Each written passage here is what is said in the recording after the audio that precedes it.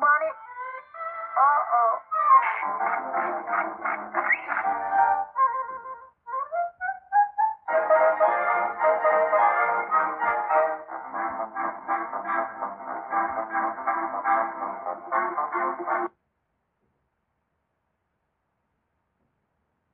This is no Nickelodeon, because we have an electricity supply failure at our studio this afternoon, caused by a fatal power outage in here. But do not worry, Nickelodeon will air more Elmer Fudd and Friends after this, but this is because the Meteorological Office has named the weather warning hurricane warning, also known as Hurricane Darrugh, is still on the underway.